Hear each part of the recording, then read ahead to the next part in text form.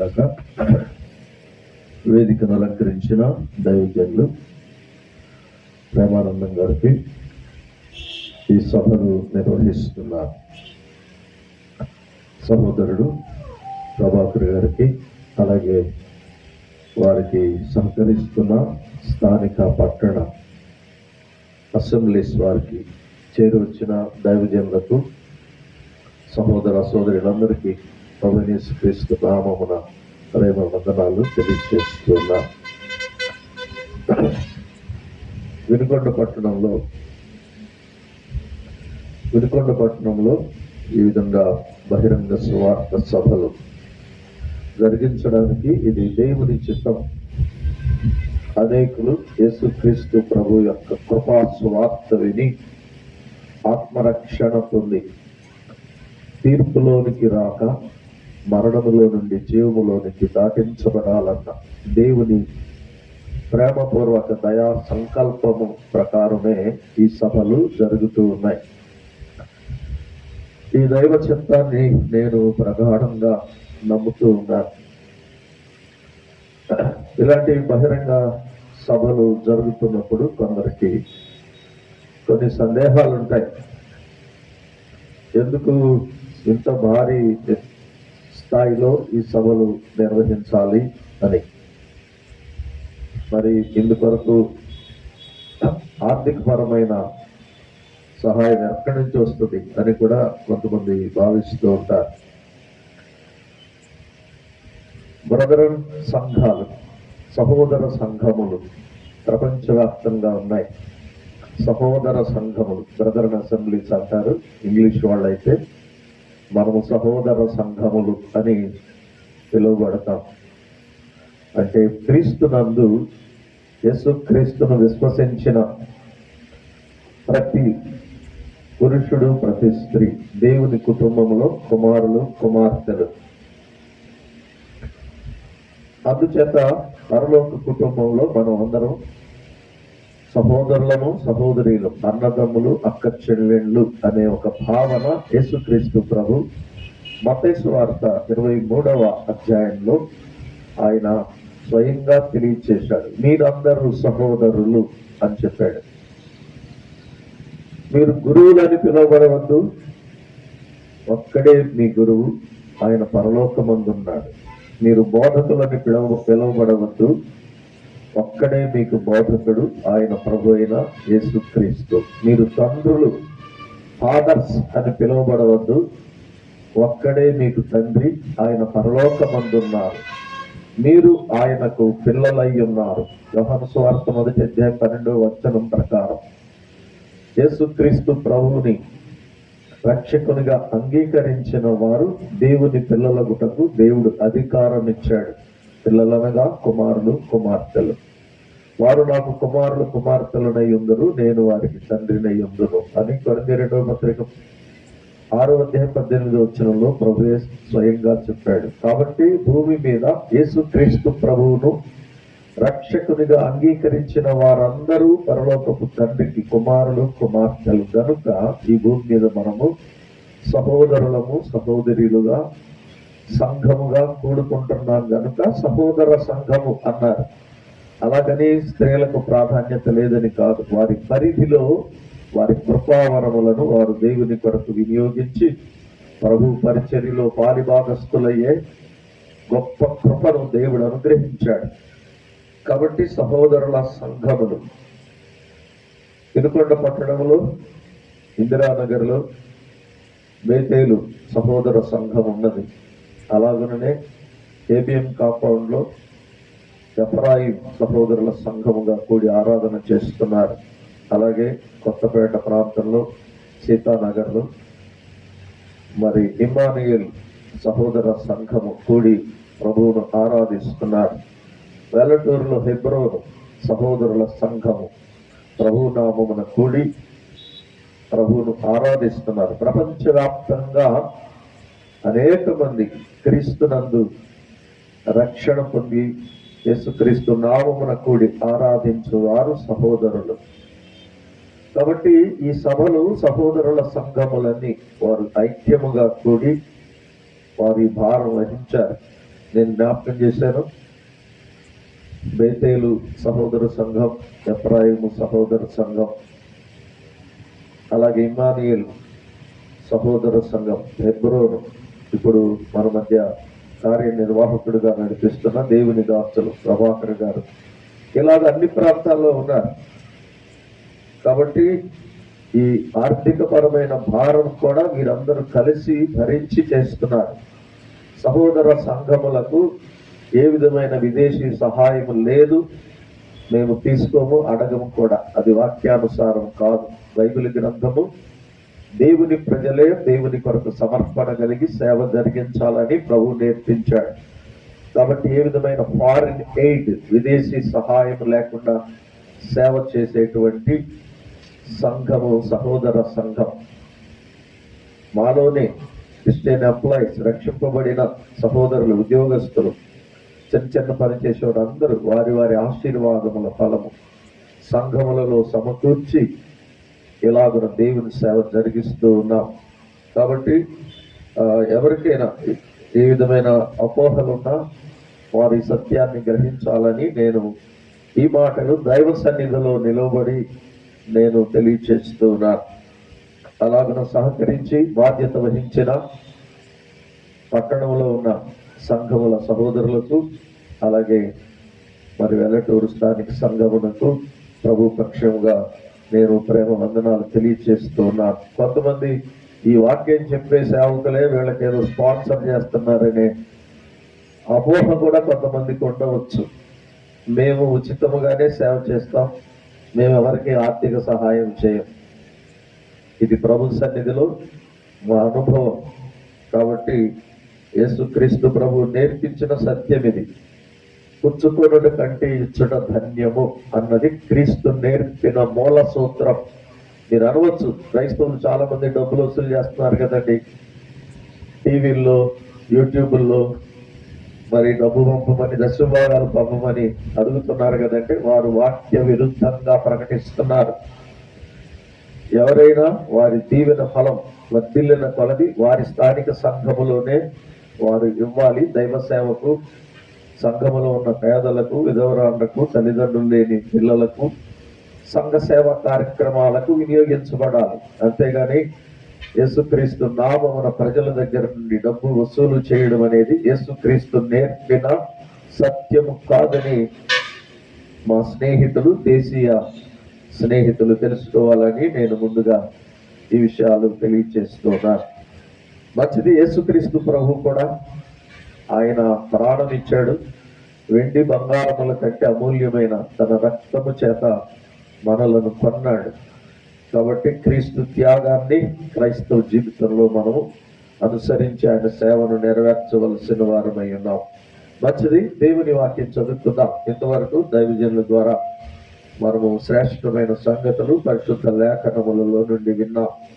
మరికొన్ని లేఖన భాగాలు మనం దేవుని వాక్యపు వెలుగులో చదువుకుందాం.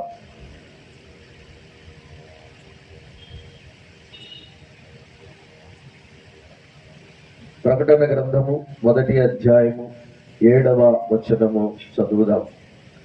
ప్రకటన గ్రంథము 1వ అధ్యాయం 7వ వచనము. ఇదిగో ఆయన మేఘారూఢుడై వచ్చుచున్నాడు, ప్రతి నేత్రము ఆయనను చూచును, ఆయనను పొడిచిన వారును చూచెదరు, భూజనులందరూ ఆయనను చూచి రొమ్ము కొట్టుకొందురు. అవును, ఆమె. ప్రకటన గ్రంథంలోనే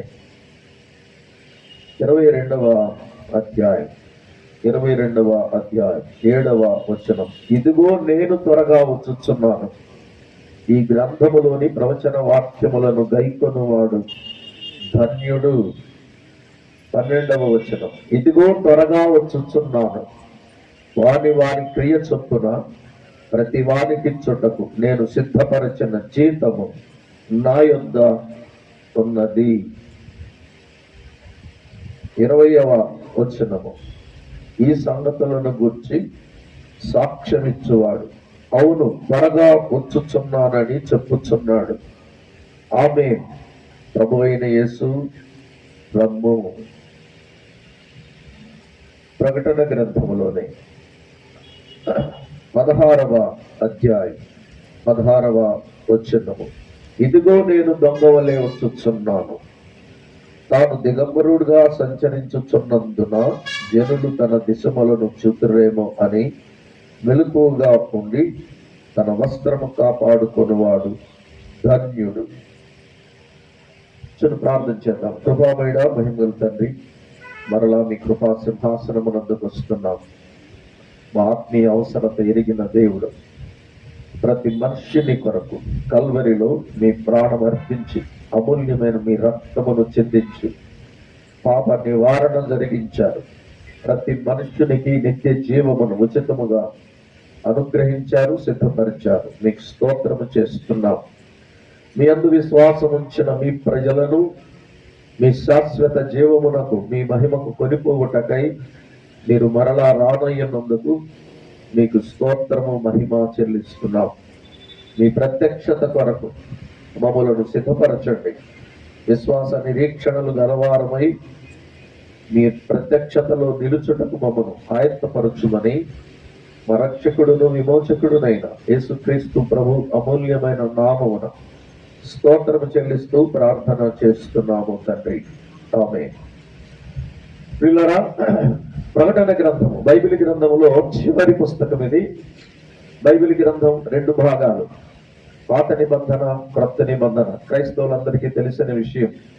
పాత నిబంధన 39 పుస్తకాలు, క్రొత్త నిబంధన 27 పుస్తకాలు.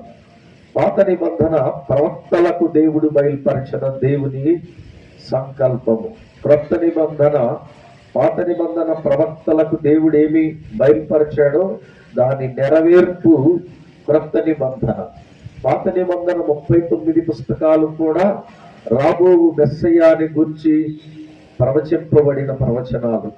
క్రొత్త నిబంధన 27 పుస్తకాలు క్రీస్తు ఈ లోకమునకు మెస్సయ్యాగా, ఆయన క్రీస్తుగా రక్షకుడిగా వచ్చాడు.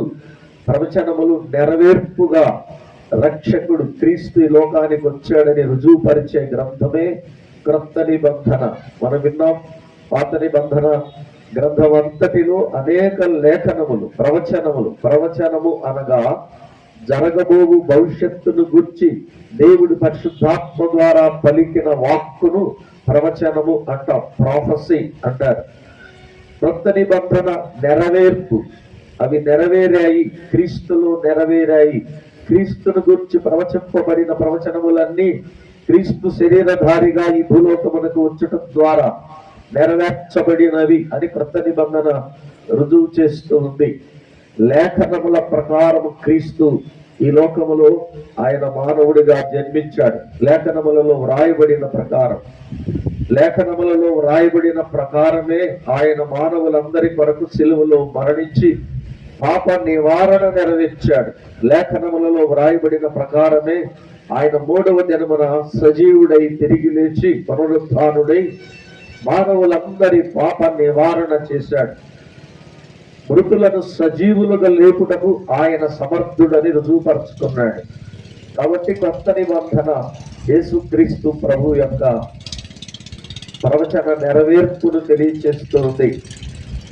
యెషయా గ్రంథం 7వ అధ్యాయం 14వ వచనంలో మనం చాలాసార్లు చదువుతున్నాం. కన్యక గర్భవతి అయి కుమారుని కనును, ఆయనకు ఇమ్మానుయేలను పేరు పెట్టబడును అన్నాడు. మత్తయి సువార్త 1వ అధ్యాయంలో ఆ వచనం నెరవేరినట్లు వ్రాయబడింది. దూత వచ్చి యోసేపుతో చెప్పాడు, నీ భార్య అయిన మరియ గర్భము ధరించి కుమారుని కనును. పరిశుద్ధాత్మ వలన ఈ గర్భము ధరించడం జరిగింది. ఆ శిశువు తన ప్రజలను వారి పాపముల నుండి ఆయనే రక్షిస్తాడు గనుక ఆయనకు యేసు అను పేరు పెట్టుదురు అని స్పష్టంగా నెరవేర్పు చెప్పాడు. దేవుడు మనకు తోడు అనే భావం వచ్చేట్లు ఇమ్మానుయేలు అని ప్రవచన నెరవేర్పు దేవదూత తెలియపరిచాడు. అలాగుననే కొరింథీ మొదటి పత్రిక 15వ అధ్యాయంలో సువార్తను 3 మాటల ద్వారా దైవజనుడైన పౌలు తెలియచేశాడు. కొరింథీ మొదటి పత్రిక 15వ అధ్యాయం 3వ వచనంలో, నాకు ఇవ్వబడిన ఉపదేశము మొదట మీకు అప్పగించి తిని, అదేమనగా లేఖనముల ప్రకారము క్రీస్తు మన పాపముల నిమిత్తము మృతి పొందెను, సమాధి చేయబడెను, లేఖనముల ప్రకారము 3వ దినమున లేపబడెను అన్నాడు. కాబట్టి పాత నిబంధన ప్రవచనములలో యేసుక్రీస్తు జననము ప్రవచింపబడింది. అలాగే ఆయన కన్య గర్భమున జన్మించాడు.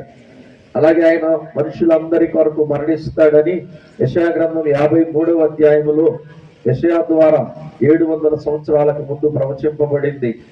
అది క్రీస్తు కన్యక గర్భములో జన్మించి 33.5 సంవత్సరాలు ఈ లోకంలో ఆయన శరీరధారిగా జీవించి కల్వరి శిలువలో మరణించడం ద్వారా ఆ ప్రవచనము నెరవేర్చబడింది. ఆయన పునరుద్ధానుడై తిరిగి లేస్తాడు, ఆయన కుళ్ళిపోడు అని 16వ కీర్తనలో దావీదు పరిశుద్ధాత్మతో ప్రవచించాడు, నీవు నీ పరిశుద్ధుని కుళ్ళు పట్టనీయవు అని. కాబట్టి యేసుక్రీస్తు ప్రభు మరణము జయించి లేచడం ద్వారా ఆ ప్రవచనము నెరవేర్చాడు. అలాగనే యేసుక్రీస్తు ప్రభు మరలా ఈ భూలోకానికి వస్తాడు అని పాత నిబంధనలో ప్రవచనాలు దేవుడు ముందుగానే తెలియచేశాడు. 1-2 వచనాలు మాత్రమే చూద్దాం. తర్వాత క్రీస్తు వచ్చి ఏం చేస్తాడో లేఖనముల వెలుగులో మనం తెలుసుకోవడానికి లేఖనాలు పరిశోధన చేద్దాం. యెషయా గ్రంథము 64వ అధ్యాయం 1వ వచనము. యెషయా గ్రంథము 64వ అధ్యాయం 1వ వచనం. ప్రభువగు యెహోవా 64 గగనము చీల్చుకొని నీవు దిగి వచ్చెదవుగాక, నీ సన్నిధిని పర్వతములు తత్తరిల్లునుగాక. నీ శత్రువులకు నీ నామము తెలియచేయుటకై అగ్ని గచ్చపొదలను కాల్చు రీతిగాను, అగ్ని నీళ్లను పొంగచేయు రీతిగాను నీవు దిగి వచ్చెదవుగాక. ప్రవక్త పరిశుద్ధాత్మ పూర్ణుడై క్రీస్తును ఆహ్వానిస్తున్నాడు. గగనము చీల్చుకొని నీవు దిగి వచ్చెదవుగాక. దిగివచ్చును. దిగివచ్చుట అంటే పైనున్న దేవుడు, పరలోకమందున్న దేవుడు భూమి మీదికి దిగి వస్తాడు. ఇది క్రీస్తు రాకడను గురించి పాత నిబంధన భక్తులకు తెలిసిన విషయం.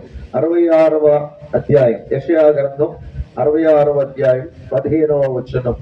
ఆలకించుడి, మహాకోపముతో ప్రతీకారము చేయుటకును అగ్ని జ్వాలలతో గద్దించుటకును యెహోవా అగ్ని రూపముగా వచ్చుచున్నాడు. ఆయన రథములు తుఫాను వలె త్వరపడుచున్నవి. అగ్ని చేత తన ఖడ్గము చేతను శరీరులందరితో ఆయన వ్యాజ్యమాడును. యెహోవా చేత అనేకులు హతులగుదురు. క్రీస్తు 2వ రాకడలో 2 అంచెలు ఉన్నాయి. 2 phases అంటారు, 2 stages అని కూడా చెప్తారు. యేసుక్రీస్తు 2వ రాకడ అంటున్నప్పుడు మొదటి రాకడ జరిగింది కదా. మొదటి రాకడ జరిగితేనేగా 2వ రాకడ అనే ప్రస్తావన. మొదటి రాకడే లేకపోతే 2వ రాకడ ప్రస్తావన ఎందుకు వస్తుంది?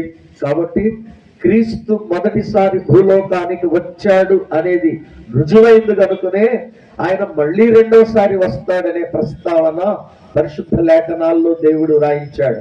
కాబట్టి యేసుక్రీస్తు మొదటిసారి వచ్చినది నిజమని లేఖనాలు రుజువు చేశాయి. క్రీస్తు శకము ప్రపంచవ్యాప్తంగా అమలులో ఉన్నది. క్రీస్తు శకం అనగా యేసుక్రీస్తు శరీరధారిగా దేవుడు మానవుడిగా ఈ లోకములో జన్మించాడు. క్రీస్తు అనే వ్యక్తి నిజముగానే చరిత్రలో ఈ భూలోకములో జన్మించాడు అని చెప్పడానికి క్రీస్తు శకం anno Domini, in the year of the Lord, ప్రభు సంవత్సరములు, మనుష్య కుమారుని దినములు అని చెప్పబడుతున్న కాలములో మనం ఉన్నాము. కాబట్టి క్రీస్తు మొదటి రాకడ జరిగిపోయి 2026 సంవత్సరాలు దాటిపోయింది. ఇంకా చెప్పాలంటే BC 4లో క్రీస్తు జన్మించాడని కాలజ్ఞులు నిర్ణయించారు. కాబట్టి 2000 సంవత్సరాల కంటే చాలా ముందుగా సృష్టికర్త మానవులను రక్షించడం కోసం యేసుక్రీస్తును నామమున ఈ భూలోకములోనికి వచ్చాడని ఈ AD యానో డోమిని మనకు తెలియచేస్తూ ఉంది. ఇప్పుడు ఆయన మరలా వస్తాడు అని పరిశుద్ధ లేఖనాలు మనకు రుజువు చేస్తున్నాయి. శరీరధారిగా మానవుల కొరకు ఆయన జన్మిస్తాడు అని చెప్పబడిన మాట నెరవేరినప్పుడు ఆయన మరలా వస్తాడనే విషయం కూడా నెరవేరబోతూ ఉంది. ఎలా చెప్తారు అని మనం అడగవచ్చు. యేసుక్రీస్తు ప్రభు స్వయంగా చెప్పాడు. ఇది మొదటి ఆధారం. రండి, యోహాను సువార్త 14వ అధ్యాయంలో యేసు ప్రభు వారు తన శిష్యులతో ఆయన పరలోకానికి వెళ్ళడానికి ముందుగా ఈ మాటలు చెప్పాడు. మీ హృదయములను కలవరపడనీయకుడి. 14వ అధ్యాయం ప్రారంభ వచనం. మీ హృదయము కలవరపడనీయకుడి, దేవుని యందు విశ్వాసం ఉంచుచున్నారు, నా యందును విశ్వాసం ఉంచుడి. నా తండ్రి ఇంట అనేక నివాసములు కలవు, లేని ఎడల మీతో చెప్పుదును. మీకు స్థలము సిద్ధపరచ వెళ్ళుచున్నాను. నేను వెళ్ళి మీకు స్థలము సిద్ధపరిచిన ఎడల నేను ఉండు స్థలములో మీరును ఉండులాగున మరల వచ్చి నా యొద్ద ఉండుటకు మిమ్మును తీసుకొని పోవుదును. మరలా వచ్చి నా యొద్ద ఉండుటకు మిమ్మును తీసుకొని పోవుదునని యేసుక్రీస్తు ప్రభు స్వయంగా చెప్పిన వాగ్దానం ఇది. కాబట్టి ఆయన తప్పక వస్తాడు. ఆయన వస్తాడని ఎవరు చెప్పారు అని ఎవరైనా ప్రశ్న వేస్తే ఆయనే చెప్పాడు. ఆయన నేను మరణిస్తానని చెప్పాడు. అలాగే సిలువలో మరణించాడు. నేను 3వ దినం తిరిగి లేస్తాను అని చెప్పాడు. ఆయన చెప్పినట్లే 3వ దినమున తిరిగి లేచాడు. ఆయన వెళ్ళిపోతూ చెప్పాడు, నేను మరలా మిమ్మల్ని తీసుకుని వెళ్ళడానికి, ఆయనను నమ్మిన ప్రజలను, ఆయన యందు విశ్వాసము గల ప్రజలను తాను నివసించే పరలోకము చేర్చడానికి, యుగ యుగములు ఆయనతో మరణము లేని స్థితిలో జీవించుటకు ఆయన వచ్చి స్వయంగా తీసుకుని వెళ్తాడు. ఇది ఆయన ఇచ్చిన వాగ్దానం. అలాగనే దేవుని దూతలు సాక్ష్యం ఇచ్చారు. యేసు ప్రభువారు సిలువలో మరణించిన తర్వాత 40వ రోజున ఆయన ఆరోహణమై వెళ్ళాడు. 40వ రోజున యెరూషలేము సమీపంలో ఉన్న ఒలీవ కొండ మీద నుండి ఆయన ఆరోహణమై వెళుతున్నప్పుడు శిష్యులు చూస్తూ ఉన్నారు. ఒక మేఘం వచ్చి కమ్మినది. ఆ మేఘములో ఆయన పరలోకానికి కొనిపోబడ్డాడు. అప్పుడు 2 దేవదూతలు అక్కడ నిలిచిన శిష్యులతో ఈ మాట చెప్పారు. 11వ వచనం, అపోస్తలుల కార్యముల గ్రంథము 1వ అధ్యాయము 11వ వచనం. గలిలయ మనుష్యులారా, మీరెందుకు నిలిచి ఆకాశం వైపు చూచుచున్నారు? మీ యొద్ద నుండి పరలోకమునకు చేర్చుకొనబడిన ఈ యేసే ఏ రీతిగా పరలోకమునకు వెళ్ళుట మీరు చూచిద్దిరో ఆ రీతిగా ఆయన తిరిగి వచ్చును అని వారితో చెప్పెను. యేసుక్రీస్తు ప్రభువునందు విశ్వాసముంచిన ఆయన శిష్యులకు దూతలు ఇచ్చిన వర్తమానం. ఏ రీతిగా మీ మధ్య నుండి ఆయన పరలోకమునకు చేర్చుకొనబడ్డాడు, అదే రీతిగా ఆయన వస్తాడు. ఏ రీతిగా వెళ్ళాడు? మరణించి తిరిగి లేచి మహిమ శరీరముతో వెళ్ళాడు. గాయములు గల శరీరముతో వెళ్ళాడు.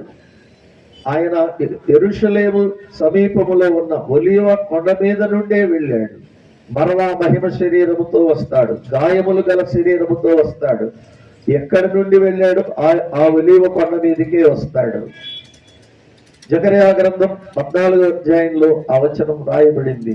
ఆయన తన పాదమును ఒలీవ కొండ మీద మోపినప్పుడు అది 2గా విడిపోతుంది, విశాలమైన లోయ ఏర్పడుతుందని జకర్యా ప్రవక్త ముందుగానే రాశాడు క్రీస్తు రాకడను గురించి. ఇక్కడ గమనించాల్సిన విషయం ఏంటంటే, పాత నిబంధన భక్తులకు యేసు ప్రభువు తన రాకడలో 2వ అంచెలో భూమి మీదకి దిగి వచ్చే సందర్భం మాత్రమే తెలుసు. కానీ భూలోకమునకు తీర్పు చేయడానికి ఆయన వచ్చే 2వ అంచె కంటే ముందు 7 సంవత్సరాలకు ముందు తన యందు విశ్వాసం ఉంచిన సంఘమును, ప్రజలను, ఆయనను రక్షకునిగా విశ్వసించిన పరిశుద్ధులను, క్రొత్త నిబంధన సంఘమును తన యొద్దకు ఆయన తీసుకుని వెళ్ళడానికి ఆకాశ మండలం వరకు వస్తాడు. 2వ రాకడలో మొదటి అంచె. దీన్ని క్రైస్తవ లోకము సంఘము ఎత్తబడుట, సంఘము కొనిపోబడుట అంటారు. దాన్ని ఇంగ్లీష్ వారు ర్యాప్చర్ అన్నారు. ర్యాప్చర్ అంటే కొనిపోబడుట, భూలోకము నుండి పరలోకమునకు కొనిపోబడే సందర్భం. 7 సంవత్సరాలు సంఘము పరలోకానికి కొనిపోబడిన తర్వాత 7 సంవత్సరాల తర్వాత మళ్ళీ సంఘముతో, పరిశుద్ధులతో ప్రభువు భూమి మీదకి దిగి వస్తాడు. ఈ భూలోకమునకు తీర్పు చేసి 1000 సంవత్సరాలు ఆయన ఈ భూలోకాన్ని పరిపాలన చేయడానికి. కాబట్టి క్రీస్తు రాకడలోని 2వ అంచెను గుర్చిన లేఖనాలు మాత్రమే పాత నిబంధనలో ఉన్నాయి. కానీ యేసు క్రీస్తు సంఘము కోసము ఆయన వచ్చే విషయాలు పాత నిబంధన ప్రవక్తలకు మరుగు చేయబడ్డాయి. ఎఫెసీ పత్రిక 3వ అధ్యాయంలో పౌలు రాశాడు, ప్రవక్తలకు మరుగు చేయబడిన మర్మమును అకాలమందు పుట్టిన పరిశుద్ధులందరిలో అత్యల్పుడనైన నాకు ప్రభువు బయలుపరిచాడు అన్నాడు. తెస్సలోనిక మొదటి పత్రిక 4వ అధ్యాయం 16-17 వచనములలో మొదటి అంచెను గురించి రాశాడు. ఫస్ట్ ఫేజ్ అంటాం.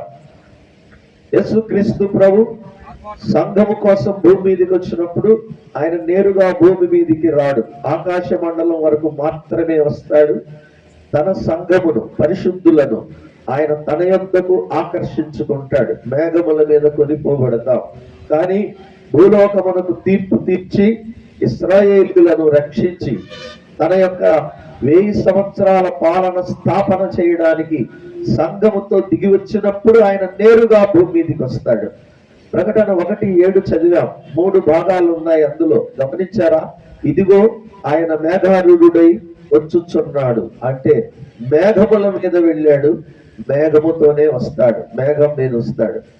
ప్రతి నేత్రము ఆయనను చూచునంటే భూలోకములో, భూదిగంతములలో ఉన్న మనుష్యులందరూ ఆయన్ను చూస్తారు. కాబట్టి అది ప్రత్యక్షముగా భూలోకానికి తెలిసే రాకడ. రెండవది, ఆయనను పొడిచిన వారును చూచెదరంటే ఇశ్రాయేలీయులు ఆయన వచ్చినప్పుడు ఆయనను మెస్సయాగా, క్రీస్తుగా వారు అర్థం చేసుకోలేదు గనుక ఆయనను సిలువ వేశారు. 7 సంవత్సరాల శ్రమలలో క్రీస్తు విరోధి ద్వారా శ్రమలు అనుభవించి చివరి హార్మెగిద్దోని యుద్ధములో వారు నశించిపోతూ మెస్సయా కొరకు ప్రార్థన చేసినప్పుడు ఆయన పరలోకము నుండి దిగి వచ్చినప్పుడు వారు మృత్యుపడతారు. అప్పుడు యుద్ధము జరుగుతూ ఉంటుంది హార్మెగిద్దోను లోయలో. ప్రకటన గ్రంథంలో ఈ వివరాలన్నీ వ్రాయబడి ఉన్నాయి. క్రీస్తు విరోధి ప్రపంచపు రాజులందరినీ తన వశం చేసుకుంటాడు.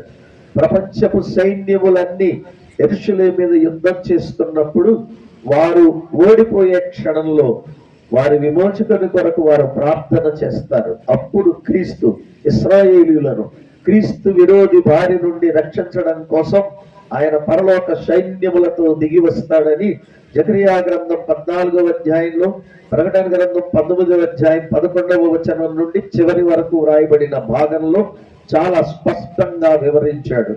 ఈ రెండవసారి ఇశ్రాయేలులను విమోచించుటకు, క్రీస్తు విరోధిని సంహరించుటకు, ఆ పిదప తన రాజ్య స్థాపన చేయుటకు వచ్చే విషయాలు మాత్రమే పాత నిబంధన భక్తులకు ప్రవక్తల ద్వారా తెలియపరచబడ్డాయి.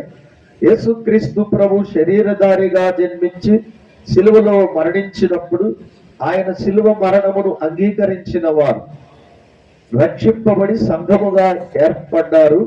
భూలోకములో ఈ సంఘము క్రీస్తును ఆరాధిస్తూ ఉంటారు. ఈ సంఘమును తీసుకుని వెళ్ళడానికి క్రీస్తు వస్తాడనే విషయము క్రొత్త నిబంధన పరిశుద్ధులకు మాత్రమే వ్రాయబడింది. అది తెస్సలోనిక మొదటి పత్రిక 4వ అధ్యాయం 16 నుండి ఆర్భాటముతోను, ప్రధాన దూత శబ్దముతోను, దేవుని బోరతోను పరలోకము నుండి ప్రభువు దిగి వచ్చును. క్రీస్తునందుండి మృతులైన వారు మొదట లేతురు. ఆ మీదట సజీవులమై నిలిచి ఉండు మనము వారితో కూడా ఏకముగా ప్రభువును ఎదుర్కొనుటకు ఆకాశ మండలమునకు కొనిపోబడుదుము అని పౌలు గారు తనను కూడా కలుపుకొని ఈ మాటలు రాశాడు. ఆది సంఘ కాలంలో ఆయన జీవించి ఉన్నప్పుడే తెస్సలోనిక సంఘానికి క్రీస్తు మరలా వస్తాడు, క్రీస్తును నమ్మి నిద్రించిన వారు లేపబడతారు అని వారికి ఒక ధైర్యం ఇవ్వడానికి, వారికి నిరీక్షణ ఇవ్వడానికి ఈ మాటలు రాశాడు. 13వ వచనంలో ఏమన్నాడు ఆయన? నిరీక్షణ లేని ఇతరుల వలె మీరు దుఃఖింపకుండు నిమిత్తము ఈ సంగతులు మీకు తెలియకుండుట నాకు ఇష్టము లేదు అని చెప్తూ ఆయన క్రీస్తును నమ్మి చనిపోయిన వారు క్రీస్తు వచ్చినప్పుడు దేవుడు ఆయనతో కూడా వారిని వెంట పెట్టుకొని వస్తాడు అని రాస్తూనే ఈ మాటను రాశాడు. ఎలా వస్తాడు? ఆర్భాటముతో, ప్రధాన దూత అనగా మిఖాయేలు యొక్క నాయకత్వంలో పరలోకపు దూతల సైన్యములు క్రీస్తును వెంబడిస్తుండగా యేసు క్రీస్తు తన స్వరక్తమిచ్చి సంపాదించిన సంఘము. ఇక్కడ సంఘం అంటే ఒక ఊరిలో ఒక చిన్న చర్చిలో కూడుకునే ప్రజలు మాత్రమే కాదు, సార్వత్రిక సంఘము అనగా యేసు క్రీస్తు సిలువలో మరణించిన నాట నుండి ఆయన రక్తమునందు విశ్వాసం ఉంచిన వారందరూ. రోమపత్రిక 3వ అధ్యాయం 24వ వచనంలో చెప్పాడు, కాబట్టి నమ్మువారు ఆయన కృప చేతనే క్రీస్తు యేసునందలి విమోచన ద్వారా ఉచితముగా నీతిమంతులుగా తీర్చబడుచున్నారు అని రాశాడు. అంటే క్రీస్తు యేసు నెరవేర్చిన విమోచన కార్యము, శిలువ మరణమును నమ్మిన వారు రక్త నిబంధన సంఘముగా ఏర్పరచబడ్డారు. ఇట్టి వారిని తీసుకువెళ్ళడానికి ప్రభు వస్తాడు. తర్వాత క్రీస్తుని నమ్మి చనిపోయిన వాళ్ళు క్రీస్తు వచ్చినప్పుడు తిరిగి బ్రతికించబడతారు. ఆ మాట రాస్తూ పౌలు అన్నాడు, క్రీస్తునందు నిద్రించిన వారు మొదట లేతురు అన్నాడు. కాబట్టి యేసు క్రీస్తు సిలువ వేయబడిన నాట నుండి నేటి వరకు ఆయన సిలువ మరణము నా కొరకే, నా నిమిత్తమే క్రీస్తు సిలువలో బలి అయ్యాడని అర్థం చేసుకుని నమ్మిన వారందరూ, విశ్వాసముతో క్రీస్తునందు విశ్వాసముతో మరణించిన వారందరూ ఆయన ఆకాశ మండలమునకు వచ్చినప్పుడు తిరిగి లేపబడతారు. దీనిని పునరుత్థానము అని బైబిల్ చెబుతూ ఉంది. పునరుత్థానము అనే పదము బైబిల్ గ్రంథంలో మాత్రమే ఉంది. ఇంగ్లీష్ బైబిల్లో రిజరక్షన్ అని రాయబడింది. అనగా యేసు క్రీస్తునందు విశ్వాసం ఉంచి పాప క్షమాపణ పొంది నీతిమంతులుగా జీవించి నీతిమంతులుగా మరణించిన వారు మరలా సజీవులై లేపబడతారు. ఎవరు చెప్పారండి? దీనికి ఆధారం ఏంటి అని కొంతమంది అడగవచ్చు. యేసుక్రీస్తు ప్రభువే తన యందు విశ్వాసం ఉంచిన వారు తిరిగి బ్రతుకుతారని ఆయనే స్వయంగా చెప్పాడు. యేసు ప్రభునందు విశ్వాసం ఉంచిన ఒక శిష్యుడు చనిపోయాడు బేతనియా పట్టణంలో. అతడు చనిపోయి సమాధి చేయబడి 4 రోజులు గడిచిన తర్వాత ప్రభు వచ్చాడు. ఆ చనిపోయిన సహోదరునికి 2 అక్క చెల్లెళ్ళు ఉన్నారు. వారిలో ఒక ఆమె పేరు మార్త, మరి ఒక ఆమె పేరు మరియా. మార్త ప్రభు దగ్గరికి పరిగెత్తుకొచ్చింది.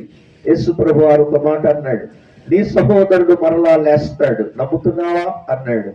మార్త చెప్పింది ప్రభుతో, నమ్ముతున్నాను ప్రభువా, అంత్య దినమున పునరుత్థాన దినం ఒకటి ఉంది కదా, మా పితరులందరూ లేపబడతారు.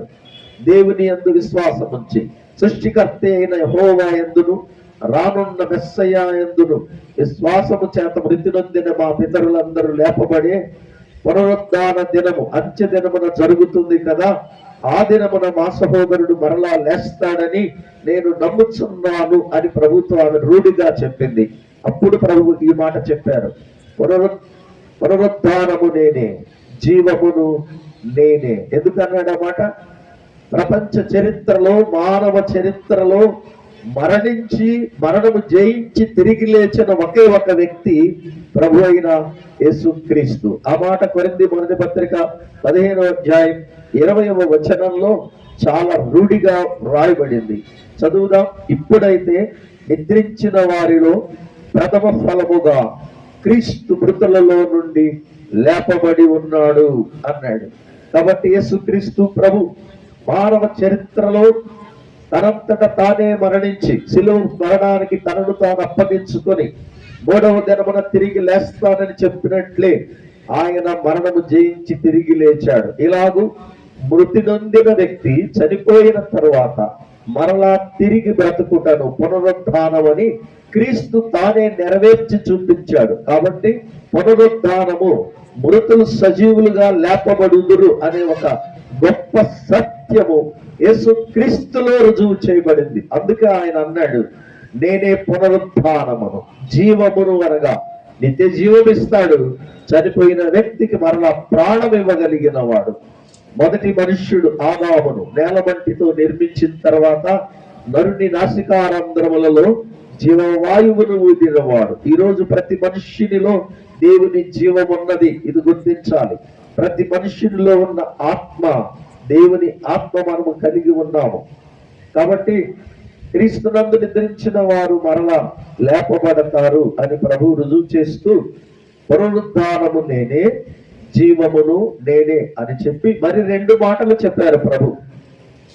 నా యందు విశ్వాసం ఉంచిన వాడు చనిపోయినను బ్రతుకును, బ్రతికి నా యందు విశ్వాసం ఉంచిన వాడు ఇక ఎన్నటికి చనిపోడు అని లాజరు సమాధి ఎదుట నిలబడి ప్రభు ఈ 2 మాటలు పలికారు. మీరు కూడా ఈ మాటలు జ్ఞాపకం పెట్టుకోవాలి, నమ్మాలి.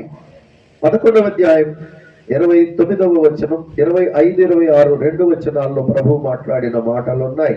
పునరుద్ధానము నేనే, జీవమును నేనే. నా యందు విశ్వాసం ఉంచువాడు చనిపోయినను బ్రతుకును. కాబట్టి తెస్సలోనిక మొదటి పత్రిక 4వ అధ్యాయం 16వ వచనంలో మనం చదివిన ప్రకారం ప్రభు ఆకాశ మండలమునకు బోరధ్వనితో పరలోకపు దూతలతో వచ్చినప్పుడు ఆయన శబ్దము విని మృతులైన వారు లేపబడతారు. ఈ విషయాన్ని యేసుక్రీస్తు ప్రభు వారు యోహాను సువార్త 5వ అధ్యాయంలో కూడా చెప్పారు. ఆయనే చెప్పారు, నేను వస్తాను, మృతులను సజీవులుగా లేపుతాను అన్నాడు. ఇక్కడ రెండు పునరుత్థానాల గురించి ప్రభు మాట్లాడారు.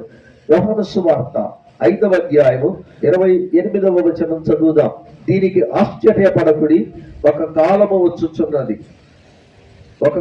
వచ్చుచున్నది, ఆ కాలమున సమాధులలో ఉన్నవారు అందరూ ఆయన శబ్దము విని మేలు చేసిన వారు జీవ పునరుద్ధానమునకును, కీడు చేసిన వారు తీర్పు పునరుద్ధానమునకు బయటకు వచ్చెదరు అని యేసుక్రీస్తు ప్రభు తన రాకడలో జరిగే రెండు పునరుద్ధానములను గురించి మాట్లాడారు. ఒకటి జీవ పునరుద్ధానము, మరి ఒకటి తీర్పు పునరుద్ధానము. ప్రభు ఒకేసారి ఈ మాటలు చెప్పారు, కానీ ప్రభు వచ్చినప్పుడు ఒకేసారి ఈ రెండు పునరుద్ధానాలు ఒకేసారి జరగవు. ఈ రెండు పునరుద్ధానములు జరగడానికి 1007 సంవత్సరాల వ్యవధి కాలం ఉంది. జీవ పునరుద్ధానము జరిగిన 1007 సంవత్సరాల తర్వాత తీర్పు పునరుద్ధానం జరుగుతుంది. ఇది జ్ఞాపకం ఉంచుకోవాలి. యేసుక్రీస్తు ప్రభు శబ్దము విన్నవారు మాత్రమే లేపబడతారు. ఆ శబ్దమే, ఆయన స్వరమే బోరధ్వని. ప్రకటన గ్రంథం 1వ అధ్యాయంలోను, ప్రకటన గ్రంథం 4వ అధ్యాయంలోను యోహాను క్రీస్తు స్వరం విన్నాడు. బోరధ్వని వంటి ఒక స్వరము నాతో మాట్లాడగా వింటిని అన్నాడు. కాబట్టి బోరధ్వని అంటే క్రీస్తు శబ్దమే. ఇక్కడే ఒక మాట చదవాలి మీరు, చూడండి. యోహాను సువార్త 5వ అధ్యాయంలో ఉన్నాం మనము. 25వ వచనం చదువుదాం, చూడండి. మృతులు దేవుని కుమారుని శబ్దము విను గడియ వచ్చుచున్నది, ఇప్పుడే వచ్చి ఉన్నది, దానిని వినువారు జీవింతురని మీతో నిశ్చయముగా చెప్పుచున్నాను అని ప్రభు మాట్లాడుతున్నారు. మనుష్య కుమారుని శబ్దము, ఆయన స్వరం విన్నప్పుడు మృతులు లేపబడతారు. మట్టిలో కలిసిపోయిన వారు, క్షయమైపోయిన శరీరాలు మళ్ళీ అక్షయ శరీరములతో లేపబడతారు. ఈ విషయాన్ని ప్రభు స్వయంగా చెప్పారు.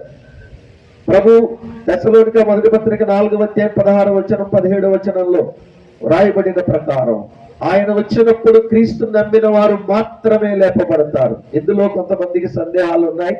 పాత నిబంధన భక్తులు సంఘముతో పాటు లేపబడరు అని. కానీ గమనించాలి, పాత నిబంధన భక్తులు కూడా క్రొత్త నిబంధన విశ్వాసుల కంటే ముందుగా వారు రాబోయే క్రీస్తునందు విశ్వాసం ఉంచి ఎదురు చూచారు. రాబో మెస్సయ్య, హెబ్రీ భాషలో మెస్సయ్య అంటారు. గ్రీకు భాషలో, లాటిన్ భాషలో క్రిస్టోస్ అన్నారు, అందుకని క్రీస్తు. ఇంగ్లీష్ భాషలో క్రైస్ట్ అని రాశారు, తెలుగు తర్జమాలో క్రీస్తు అని రాశారు. కాబట్టి మెస్సయ్య, క్రిస్టోస్, క్రైస్ట్, క్రీస్తు.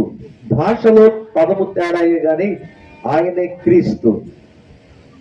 దేవదూతలు గొల్లలతో చెప్పిన మాట అనగా, పశువుల కాపర్లతో చెప్పిన మాట ఏమనగా, నేడు రక్షకుడు మీ కొరకు పుట్టి ఉన్నాడు, ఈయన ప్రభువైన క్రీస్తు అన్నారు. మత్తయి సువార్త 1వ అధ్యాయం 1వ వచనంలో అబ్రహాము కుమారుడు దావీదు కుమారుడైన యేసు క్రీస్తు అన్నాడు. కాబట్టి క్రీస్తు పాత నిబంధనలో కూడా పరిచయం చేయబడ్డాడు. దానియేలు గ్రంథం 9వ అధ్యాయంలో అభిషిక్తుడు అని చెప్పబడ్డాడు. ఒక్కసారి బైబిల్ చదివేవారు చూడండి. దానియేలు గ్రంథం ప్రవచనం ప్రకారం క్రీస్తు అభిషిక్తుడుగా వస్తాడు అని 9వ అధ్యాయ ప్రవచనంలో చెప్పబడింది. 9వ అధ్యాయం 26వ వచనం, ఈ 62 వారములు జరిగిన పిమ్మట ఏమీ లేకుండా అభిషిక్తుడు నిర్మూలము చేయబడును. క్రీస్తు శిలువ మరణమును గూర్చిన ప్రవచనం ఇది. అభిషిక్తుడు అనే చోట మీకు ఒక చిన్న నంబర్ 1 అనే అంకె ఉంది. పైన మీరు 25వ వచనంలో కూడా చదువుతారు. యెరూషలేము మరలా కట్టింపవచ్చునను ఆజ్ఞ బయలుదేరిన సమయము మొదలుకొని అభిషిక్తుడకు అధిపతి వచ్చు వరకు 7 వారములు పట్టునని గ్రహించుము అన్నాడు. 7 వారములు 62 వారములు 1 వారము. ఇది దానియేలుకు యూదులకు ఇవ్వబడిన ప్రణాళిక. ఇది నెహెమ్యా తాను రాజు దగ్గర ఉద్యోగం చేస్తున్నప్పుడు అర్తహషస్త రాజు కాలం, క్రీస్తు పూర్వం 445 BC 445లో యెరూషలేమును తిరిగి బాగు చేయడానికి అతడు రాజు ద్వారా అధికార పత్రం తీసుకున్నాడు. అది ఆజ్ఞ బయలుదేరిన సమయము. అభిషిక్తుడు నిర్మూలము చేయబడుట అనగా యేసుక్రీస్తు ప్రభు సిలువ వేయబడిన రోజు AD 30. కాబట్టి నెహెమ్యా బయలుదేరిన కాలము మొదలుకొని క్రీస్తు మరణం వరకు 69 వారాలు పూర్తయ్యాయి. అభిషిక్తుడు నిర్మూలము చేయబడతాడు. ఇది ప్రవచనం. మత్తయి 1:1లో చదివాం. క్రీస్తు అను శబ్దమునకు అభిషిక్తుడని భాషాంతరము అని చదువుతాం చాలాసార్లు కొత్త నిబంధనలో. కాబట్టి పాత నిబంధన భక్తులు క్రీస్తు వస్తాడని ఎరిగి క్రీస్తునందు విశ్వాసము కలిగి వారు మరణించారు. ద్వితీయోపదేశకాండం 18వ అధ్యాయం 16, 17, 18 వచనాల్లో మోషే ఇశ్రాయేలీయులకు రాబో మెస్సయాను గురించి చెప్పాడు.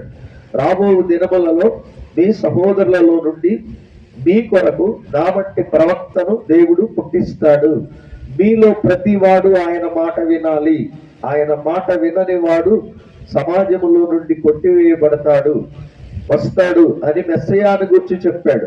అదే లేఖనమును పేతురు అపోస్తలుల కార్యముల గ్రంథంలో ఆయన సువార్త ప్రకటిస్తూ ఈ మెస్సయ్య మీకు మోషే ద్వారా చెప్పబడిన వాడు, మీరు సిలువ వేసిన ఈ యేసే క్రీస్తు అని చెప్పాడు. ఒకసారి చూడండి, అపోస్తలుల కార్యముల గ్రంథము 3వ అధ్యాయం 18 నుండి. అయితే దేవుడు తన క్రీస్తు శ్రమపడునని సమస్త ప్రవక్తల నోట ముందుగా ప్రచురపరిచిన విషయములను ఇలాగు నెరవేర్చెను. ఇక్కడ క్రీస్తు అనే పదమునకు మెస్సయ్య అని భావం. ప్రభు సముఖము నుండి విశ్రాంతి కాలములు వచ్చునట్లు మీ కొరకు నియమించిన క్రీస్తు యేసును ఆయన పంపునట్లు మీ పాపములు తుడిచివేయబడు నిమిత్తము మారు మనసు నొంది తిరుగుడి అన్నాడు. గమనించండి, ఇప్పుడు 22వ వచనం. మోషే ఇట్లా నేను ప్రభు అయిన దేవుడు నా వంటి ఒక ప్రవక్తను మీ సహోదరులలో నుండి మీ కొరకు పుట్టించును. ఆయన మీతో ఏమి చెప్పినను అన్ని విషయములలో మీరు ఆయన మాట వినవలెను.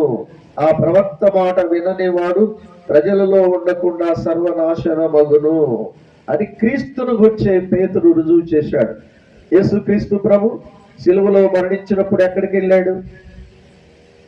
తండ్రి నీ చేతికి నా ఆత్మను అప్పగించుచున్నానని చెప్పిన ఆయన తండ్రి వద్దకు ఎక్కి వెళ్ళలేదు.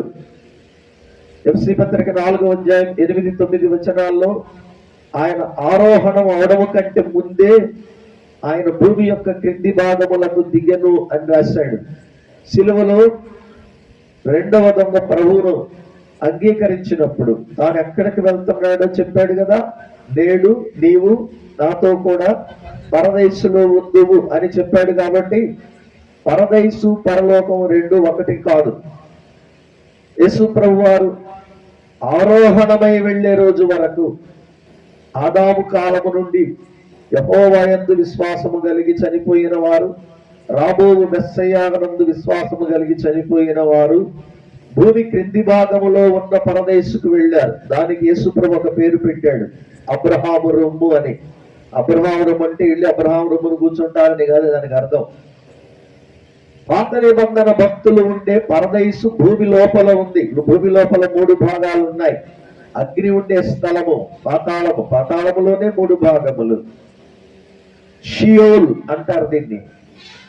పరిశుద్ధులు ఉండే భాగము, విశ్వాసులు నీతిమంతులు ఉన్న భాగాన్ని అబ్రహాము రొమ్మని పేరు పెట్టాడు. అదే పరదైసు.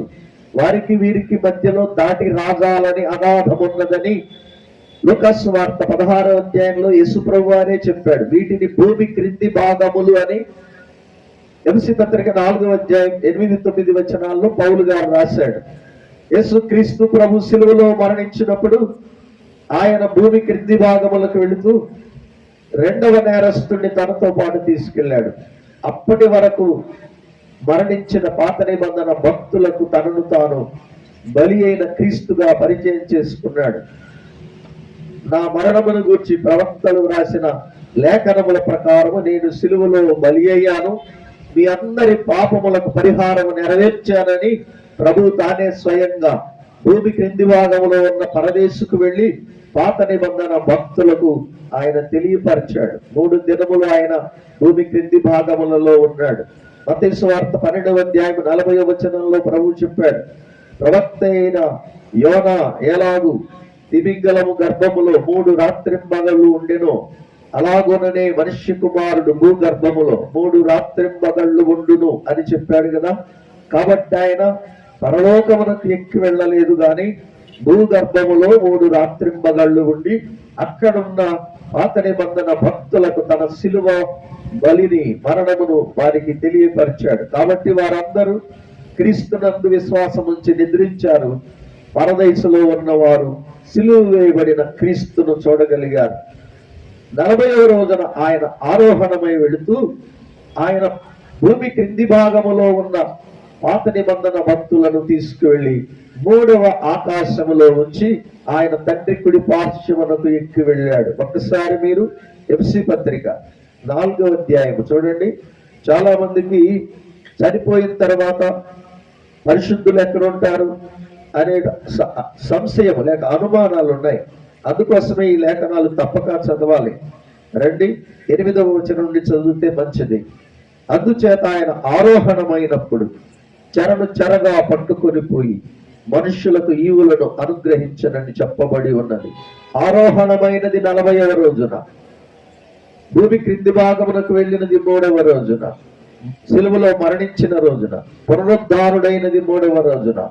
కాబట్టి క్రీస్తు 8వ వచనంలో 9వ వచనం ఏం రాసిందో చూడండి. ఆరోహణమాయనగా ఆయన భూమి యొక్క క్రింది భాగములకు దిగినని అర్థమించుచున్నది కదా అన్నాడు. కాబట్టి యేసుక్రీస్తు ప్రభు మరలా ఆరోహణమై వెళ్ళాడు. దిగిన వాడు తానే సమస్తము నింపునట్లు ఆకాశ మండలములన్నింటికంటే మరి పైకి ఆరోహణమై ఉన్నాడు.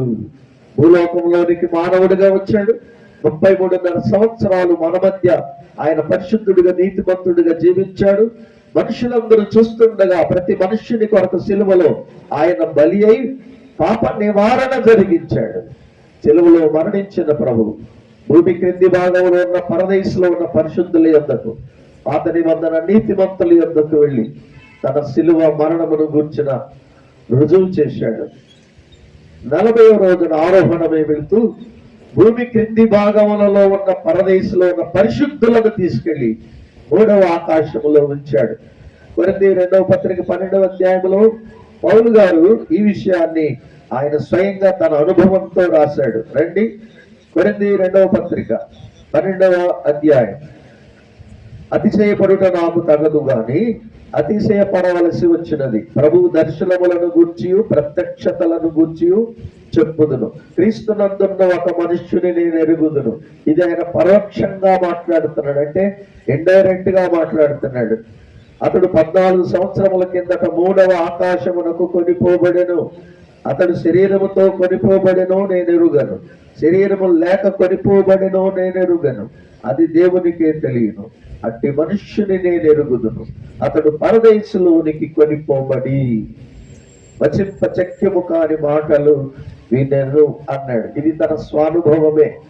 పిల్లలు వినండి, యేసుక్రీస్తు ప్రభు ఆరోహణమై వెళ్ళినప్పుడు భూమి క్రింది భాగములలో ఉన్న పాత నిబంధన భక్తులను తనతో పాటు సిలువలో మరణించిన 2వ నేరస్తుడిని సహా తీసుకెళ్లి 3వ ఆకాశంలో ఉంచాడు. అనగా పరదేశు స్థానము మార్చబడింది. 3వ ఆకాశంలో ఉంది ఇప్పుడు పరదేశు.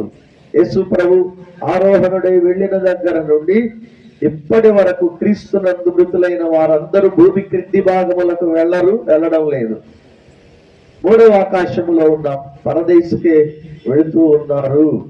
అలాగైతే పాత నిబంధన పరిశుద్ధులు, క్రొత్త నిబంధన పరిశుద్ధులు 3వ ఆకాశంలోనే ఒకే చోట ఉన్నారు అని రుజువు అవుతూ ఉంది. తెస్సలోనిక మొదటి పత్రిక 4వ అధ్యాయంలో మనం ఏం చదివాం? ఆర్భాటముతోను ప్రధాన దూత శబ్దముతోను దేవుని బోరతోను పరలోకము నుండి ప్రభువు దిగి వచ్చును, క్రీస్తునందుండి మృతులైన వారు మొదట లేతురు అని చెప్పినప్పుడు పరదేశంలో ఉన్న 2 కాలముల నీతిమంతులు ఒకే పునరుద్ధానములో వెలుపలికి వస్తారు. స్కోఫీల్డ్ నోట్ చదవండి, అలాగే ఆర్ఏ టోరీ నోట్ చదవండి. అనేక మంది ప్రొటెస్టెంట్ బైబిల్ పండితులు నమ్మేసి సత్యం ఇది. కాబట్టి ఈ మొదటి పునరుద్ధానంలో పాలుగలవారు ధన్యులు అని ప్రకటన గ్రంథంలో రాయబడింది. యేసు ప్రభువు వారు 2 పునరుద్ధానాలు చెప్పాడు. ఒకటి జీవ పునరుద్ధానము, మరి ఒకటి తీర్పు పునరుద్ధానము. తీర్పు పునరుద్ధానం అనగా ఆదాము కాలము నుండి 1000 ఏళ్ల పరిపాలన చివరి వరకు పాపములో చనిపోయిన మనుషులందరూ, అనగా సృష్టికర్తను మరచి చనిపోయిన వారు, రక్షణకర్త అయిన క్రీస్తును అంగీకరించక చనిపోయిన కొత్త నిబంధన మనుష్యులు, పాపములో చనిపోయిన వారికి చివరి తీర్పు జరుగుతుంది. ఇది తీర్పు పునరుద్ధానము. ఒకసారి చదువుదాం మనం. ప్రకటన గ్రంథం 20వ అధ్యాయంలో ప్రభువు చెప్పిన 2వ పునరుద్ధానము గురించి రాయబడి ఉంది. రండి, 20వ అధ్యాయం, ప్రకటన గ్రంథము 20వ అధ్యాయం 11వ వచనం. మరియు ధవళమైన మహాసింహాసనము, దాని యందు ఆసీనుడై ఉన్న ఒకని చూచితిని. భూమి ఆకాశములు ఆయన సముఖము నుండి పారిపోయెను, వాటికి నిలువ చోటు లేకపోయెను. మరియు గొప్పవారేమి కొద్దివారేమి మృతులైన వారందరూ, గమనించండి, మృతులు అని ఉంది ఇక్కడ, చనిపోయిన వారందరూ, మృతులైన వారందరూ ఆ సింహాసనం ఎదుట నిలవబడి ఉండుట చూచితిని. అప్పుడు గ్రంథములు విప్పబడెను, మరియు జీవ గ్రంథమును వేరొక గ్రంథము విప్పబడెను. ఆ గ్రంథములు యందు రాయబడి ఉన్న వాటిని బట్టి తమ క్రియల చొప్పున మృతులు తీర్పు పొందిరి అన్నాడు. కాబట్టి ఇది మృతుల తీర్పు, దీన్నే తీర్పు పునరుద్ధానం అని ప్రభు చెప్పాడు. మీకు 15వ వచనం చదవండి. ఎవని పేరైనను జీవ గ్రంథమందు వ్రాయబడినట్టు కనబడని ఎడల వాడు అగ్నిగుండములో పడవేయబడెను అని జరిగిపోయినట్లుగా ప్రవచనాత్మకంగా యోహాను చూచి రాశాడు. స్నేహితులారా వినండి, యేసు క్రీస్తు ప్రభు ఏ క్షణమైన ఈ భూలోకానికి వస్తాడు. కొంతమంది అనుకోవచ్చు ఇప్పుడే రాడు అని. యేసు ప్రభు వారు చెప్పిన 2 మాటలు వాక్యంలో మీరు వినండి. నేను ఇప్పుడు మీతో చెప్పినవన్నీ ప్రభు చెప్పిన మాటలే. నేనుండు చోట మీరును ఉండునట్లు మీకు స్థలము సిద్ధపరచడానికి వెళుతున్నాను. నేను మరలా వచ్చి నాతో ఉండుటకు మిమ్మల్ని తీసుకెళ్తానని చెప్పింది యేసుక్రీస్తు ప్రభువే. యోహాను సువార్త 11వ అధ్యాయంలో నా యందు విశ్వాసం ఉంచిన వాడు చనిపోయినను బ్రతుకుతాడు అని చెప్పింది యేసు ప్రభువే. అక్కడే 2వ మాట చెప్పాడు, ఏమని? బ్రతికి నా యందు విశ్వాసం ఉంచిన వాడు ఇక ఎన్నటికి చనిపోడు అన్నాడు. కొంతమంది అనుకోవచ్చు యేసు ప్రభు నమ్మిన వాళ్ళు చనిపోయారు కదండి, మరేంటి ఇలా అన్నాడు అని. దాని అర్థం ఏంటంటే క్రీస్తు నమ్మిన వారు, రక్షింపబడిన వారు చనిపోరని కాదు. క్రీస్తు వచ్చినప్పటికీ ఆయన యందు విశ్వాసము కలిగి బ్రతికి ఉన్నవారు, మీకు అర్థమయ్యేట్టు చెప్తా వినండి. ఇప్పుడు మనం అందరం సజీవులుగా బ్రతికే ఉన్నాం. ఇప్పుడు యేసు ప్రభు రాడు అని చెప్పగలమా? ఆయన ఏ గడియలోనైనా వస్తాడు, ఏ క్షణమైనా వస్తాడు. ఇప్పుడు ప్రభు వస్తే ప్రపంచంలో భూదిగంతములలో క్రీస్తును రక్షకునిగా అంగీకరించి సజీవులుగా ఉన్న వారము మరణించకుండానే పరలోకానికి వెళ్ళిపోతాం. మన ఈ మర్త్య శరీరము అమర్త్యతను ధరించుకుంటుంది. చనిపోయిన విశ్వాసులు క్షయమైపోయాయి వారి శరీరాలు, వారు అక్షయ శరీరములతో లేపబడతారు. కొరింథీ మొదటి పత్రిక 15వ అధ్యాయంలో అపోస్తలుడైన పౌలు ఈ 2 చెప్పాడు. క్రీస్తునందు మృతులైన వారు లేపబడతారు, సజీవులు మరణించకుండా కొనిపోబడతారు. ఈ విషయాన్ని ప్రభు చెప్పాడు. నా యందు విశ్వాసం ఉంచిన వాడు చనిపోయినా బ్రతుకుతాడు. ఇది ముందుగా క్రీస్తు వచ్చేటప్పటికే చనిపోయిన వాళ్ళ గురించి. యేసు క్రీస్తు వచ్చినప్పటికీ నమ్మి ఇంకా బ్రతికున్న వారి గురించి 2వ మాట చెప్పాడు. బ్రతికి నా యందు విశ్వాసం ఉంచిన వాడు ఇక ఎన్నటికీ చనిపోడు అనగా క్రీస్తు వచ్చినప్పుడు విశ్వాసులు మరణించకుండానే కొనిపోబడతారు. దీని కొరకు ఒక వాక్యాన్ని మనం స్పష్టంగా చదువుకోవాలి. కొరింథీయులకు రాయబడిన మొదటి పత్రిక 15వ అధ్యాయం. సజీవులుగా ఉన్న విశ్వాసులు ఎలా కొనిపోబడతారు కొంతమందికి అర్థం కావలేదు.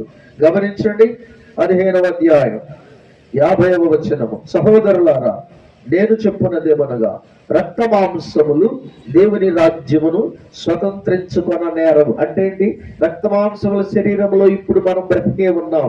క్రీస్తు వచ్చినప్పుడు ఈ రక్త మాంసముల శరీరముతోనే వెళ్ళాము అని అర్థం. ఏమవుతుంది మరి? చదవండి. నేను చెప్పున్నదేమనగా 51వ వచనం చూడండి. ఇదిగో మీకు ఒక మర్మము తెలుపుచున్నాను, మనమందరము నిద్రించము గాని నిమిషములో ఒక రెప్పపాటున కడబోరం రోగగానే మనమందరం అని పౌలు గారు ఇందులో ఉన్నాడు చూడండి. మనమందరము. దశలోనిక మొదటి పత్రిక 4వ అధ్యాయంలో కూడా మేఘముల మీద మనము కొనిపోబడుదు అన్నాడు. అందులో కూడా ఆయన ఉన్నాడు మనము అనే మాటలో. అంటే అపోస్తలుడైన పౌలు జీవించి ఉన్నప్పుడే క్రీస్తు వస్తాడని నమ్మాడు ఆయన. మొదటి శతాబ్దపు సంఘము క్రీస్తు ఏ క్షణంలోనైనా వస్తే మేము సజీవులుగా వెళతామని పౌలుతో సహా మొదటి శతాబ్దపు విశ్వాసులు నమ్మారు. అందుకని మనమందరము నిద్రించమన్నాడు. మరి పౌలు గారు చనిపోయాడు కదండి అని కొంతమంది అడగవచ్చు. అంటే ఆయన విశ్వాసం ఏంటి? నేను సజీవుడై ఉండగానే క్రీస్తు వస్తే నేను మరణించకుండానే కొనిపోబడతాను. మనమందరము, పౌలు కాలము సజీవంగా ఉన్న విశ్వాసులకు రాశాడు, మనము నిద్రించము. చదవండి మాట. మనము నిద్రించము గాని నిమిషములో ఒక రెప్పపాటున కడబోర మ్రోగగానే మనమందరము మార్పు పొందుదుము. ఇది మార్పు అంటే ఈ భౌతిక దేహం, దీన్ని మర్త్య శరీరం అని రాశాడు ఇక్కడ. మర్త్యమైనది అమర్త్యతను ధరించుకుంటుంది, క్షయత అక్షయతను ధరించుకుంటుంది. అనగా చనిపోయి భూమిలో కలిసిపోయిన పరిశుద్ధుల శరీరములు మరలా మహిమ శరీరములతో లేపబడతారు. సజీవులుగా ఉన్న విశ్వాసులు మరణించకుండానే రక్త మాంసముల శరీరము అమర్త్యతలోకి మార్చబడుతుంది. ఇది క్రీస్తు ప్రత్యక్షమైనప్పుడు క్రీస్తును నమ్మిన వారికి జరగబోయే ఒక అద్భుతమైన మార్పు, ట్రాన్స్ఫిగరేషన్. చూడండి ఏమన్నాడు ఇక్కడ. బోరము రోగును అప్పుడు మృతులు అక్షయులుగా లేపబడుదురు, మనము మార్పు పొందుదుము. క్షయమైన ఈ శరీరము అక్షయతను ధరించుకోవలసి ఉంది, మర్త్యమైన ఈ శరీరము అమర్త్యతను ధరించుకోవలసి ఉన్నది. 54 ఈ క్షయమైనది అంటే చనిపోయిన వారు అక్షయతను ధరించుకున్నప్పుడు, పునరుద్ధాన దేహములతో లేచినప్పుడు ఈ మర్త్యమైనది అంటే శరీరములో జీవించి ఉన్న విశ్వాసులు అమర్త్యతను ధరించుకుంటారు. అంటే మహిమ శరీరములుగా మార్చబడతాయి. ఇదంతా జరగడానికి ఎంత సమయం పడుతుంది? నిమిషము కూడా కాదు. ఏమన్నాడు? నిమిషములో రెప్పపాటు. అంటే ఒక నిమిష కాలములో లిప్తపాటు అంటారు. రెప్ప, ఒక మనుష్యుడు రెప్ప కొట్టడానికి ఎంత సమయం పడుతుందో మనుషుడికే తెలియదు. కన్ను మూసి తెరిసేలోగా మృతులు లేపబడతారు. సజీవులుగా ఉన్న విశ్వాసులు కన్ను మూసి తెరిచేలోగా మహిమ దేహములతో వెళ్ళిపోతారు. ఆశ్చర్యంగా ఉందా? ప్రభు చెప్పాడు, దీనికి ఆశ్చర్యపడకుడి, ఒక కాలము వచ్చుచున్నది, సమాధులలో ఉన్నవారు మనిషి కుమారుని శబ్దము విని వారు బయటకు వచ్చెదరు. ఇది జరగడానికి లిప్తపాటు కాలమే, ఒక సెకను కంటే తక్కువ. కనురెప్పపాటులో మృతులు లేపబడము, సజీవులు మార్చబడము, మహిమ దేహములతో మేఘముల మీద క్రీస్తును ఆకాశ మండలములో కలుసుకొనుట ప్రపంచం గుర్తించే లోపే జరగబోతున్న అద్భుతమైన పునరుత్థానము. చేతులారా వినండి. యేసు క్రీస్తు మృతులలో నుండి లేచుట ద్వారా ఆయన రుజువు చేశాడు. కాబట్టి నేను చనిపోయాక ఏమైపోతానో, నా భవిష్యత్తు ఏంటని ఎవరు చింతపడక్కర్లేదు. అందుకనే మీ హృదయములు కలవరపడనివ్వకుడి అన్నాడు ప్రభు. యేసు ప్రభు తిరిగి లేచినాడు.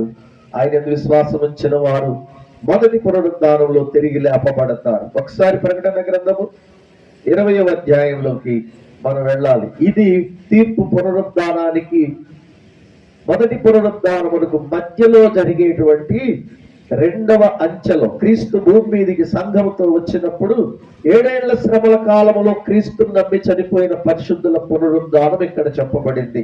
దయచేసి ఒకసారి జాగ్రత్తగా వచనాలు చూడండి. 20వ అధ్యాయం 4వ వచనం. 20వ అధ్యాయం.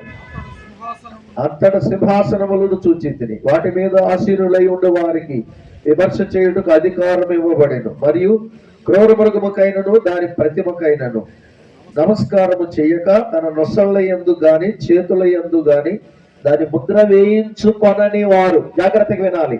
ఇక్కడ ఒక పునరుద్ధానం జరగబోతుంది. ఈ పునరుద్ధానం ఎవరిది అంటే క్రీస్తు విరోధి అనగా క్రూర మృగము. క్రీస్తు విరోధిని క్రూర మృగముగా అలంకార రూపంగా చెప్పాడు ప్రకటన గ్రంథంలో 13వ అధ్యాయంలో. కాబట్టి క్రీస్తు విరోధి ముద్ర వేయించుకోవాలని సంఘం వెళ్ళిన తర్వాత క్రీస్తు విరోధి ప్రపంచానికి రాజు అవుతాడు. నేనే దేవుణ్ణి, నన్నే పూజించాలి, వేరొక దేవుడు లేడని ఈ ప్రపంచం మొత్తాన్ని నమ్మిస్తాడు. ఒక్క యూదులు మాత్రమే అతన్ని దేవుడిగా అంగీకరించరు. తెస్సలోనిక 2వ పత్రిక 2వ అధ్యాయం జాగ్రత్తగా చూడాలి. ఇది ఎప్పుడు జరుగుతుందంటే సంఘం వెళ్ళిన తర్వాతే. రండి, తెస్సలోనిక 2వ పత్రిక. క్రీస్తు 2వ రాకడలో 2వ అంచెలో జరగబోయే సంభవము. తెస్సలోనిక 2వ పత్రిక 2వ అధ్యాయం జాగ్రత్తగా 3వ వచనం నుంచి చదువుతున్నాను. మొదట భ్రష్టత్వం సంభవిస్తుంది, అనగా భౌతిక భ్రష్టత్వం, విశ్వాస భ్రష్టత్వం. మొదట భ్రష్టత్వము సంభవించి నాశన పాత్రుడగు పాప పురుషుడు బయలుపడితే గాని ఆ దినము రాదు అన్నాడు. ఇక్కడ ఆ దినము అనేది 7 సంవత్సరాల శ్రమల కాలం, ఇశ్రాయేలీయులు పరీక్షించబడే రోజును పౌలు ఈ మాట అన్నాడు. ప్రభువు దినం ఇప్పుడే వచ్చినట్టు మీరు భ్రమపడవద్దని రాస్తూ. గమనించండి, ఇప్పుడే గమనించాలి. ఏది దేవుడు అనబడునో, ఏది పూజింపబడునో దాని అంతటిని ఎదిరించుచు, దాని అంతటి పైగా వాడు తనను తాను హెచ్చించుకొనుచు, తాను దేవుడనని తనను కనబరచుకొనుచు దేవుని ఆలయములో కూర్చుండును, ఎవడును మిమ్మును మోసపరచనీయుకుడి అని పౌలు రాశాడు తెస్సలోనిక సంఘానికే.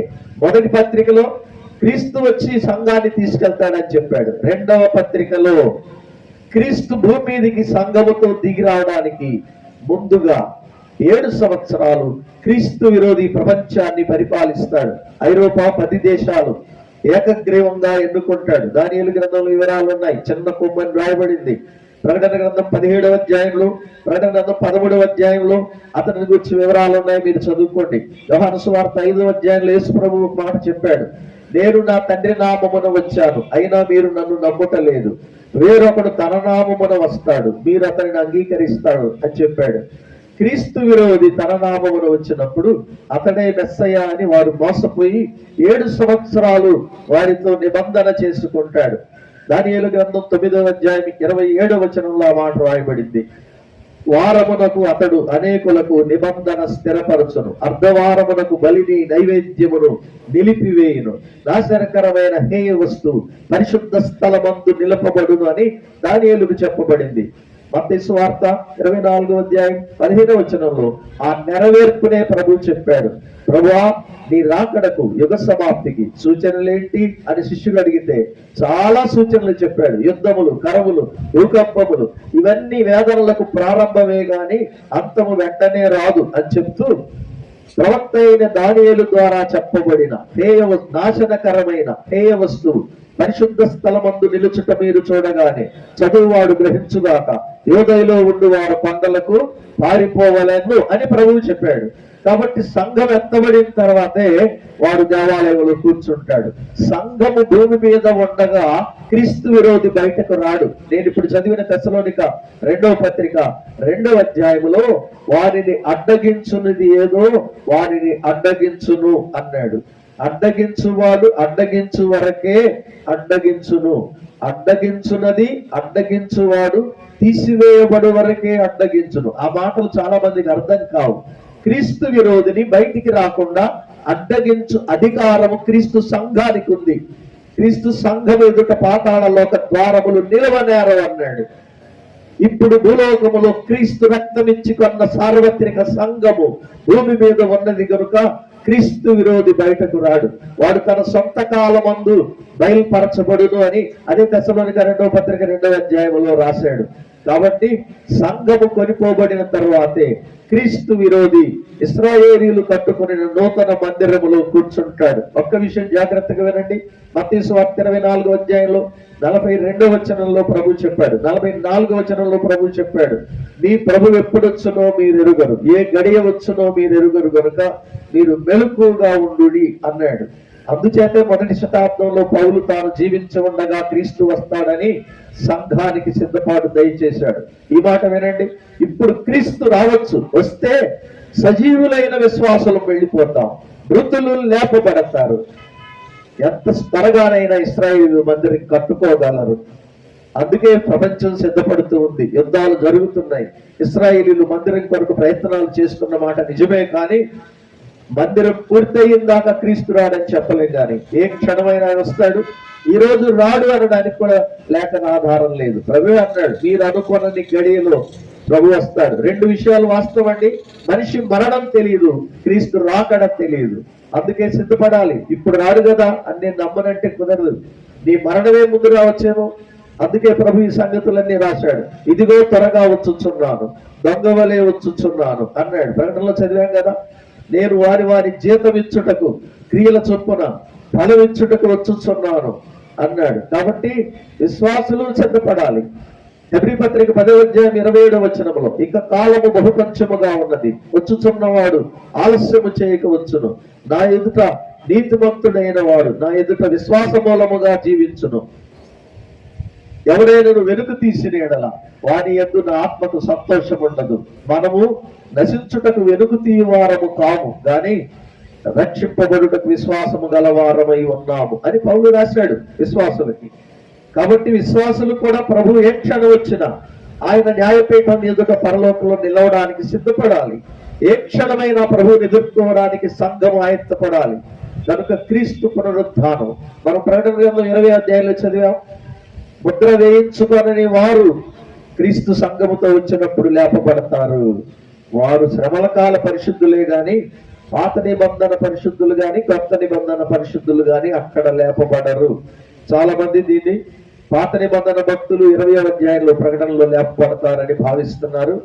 కానీ మనం చదివాం, క్రీస్తు నందు వారు సంఘముతో లేపబడతారు. అబ్రహాము, ఇస్సాకు, యాకోబు పాత నిబంధన భక్తులందరూ మనకంటే ముందు మెస్సయ్య క్రీస్తు కొరకు విశ్వాసం కలిగి మరణించిన వారే. క్రీస్తు సంఘముతో దిగి వచ్చినప్పుడు శ్రమల కాల పరిశుద్ధులు లేపబడి మనతో కలపబడతారు. అందుకనే ఇదే మొదటి పునరుద్ధానము.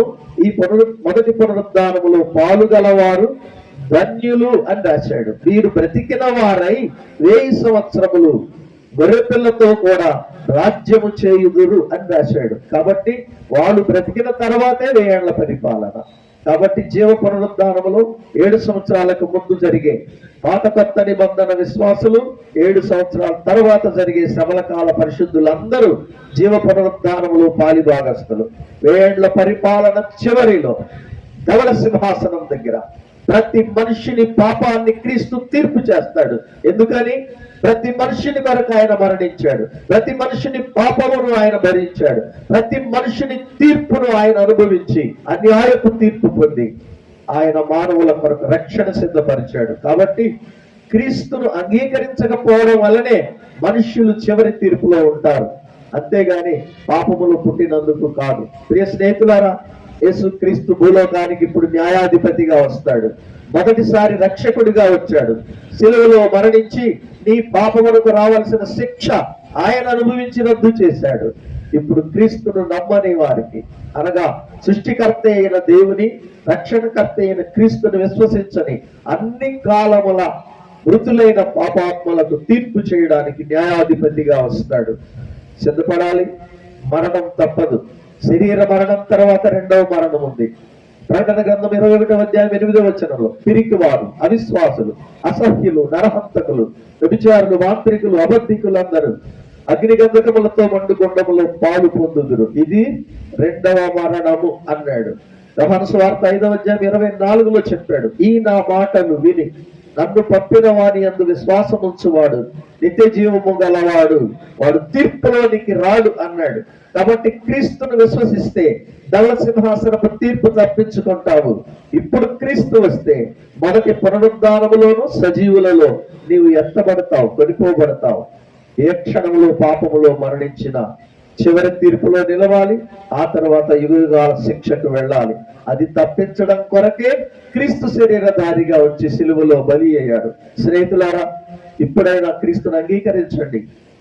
విశ్వసించడం ద్వారా మాత్రమే, క్రీస్తును అంగీకరించడం ద్వారా మాత్రమే పాప క్షమాపణ పొందుతాం. యేసు ప్రభు చెప్పారు, నా ద్వారా తప్ప ఎవడును తండ్రి యొద్దకు రాడు. ఈ నా మాటలు విని నన్ను పంపిన వాని యందు విశ్వాసం ఉంచువాడు నిత్య జీవము గలవాడు, వాడు తీర్పులోనికి రాడు, మరణములో నుండి జీవములోనికి దాటి ఉన్నాడు అని ప్రభు సెలవిచ్చారు. కాబట్టి ప్రభు మొదటిసారి రెండవ రాకడలో మొదటి అంచెలోనే సంఘముతో ఎత్తబడాలంటే ఇప్పుడే ప్రభు రక్షకుడిగా అంగీకరించాలి.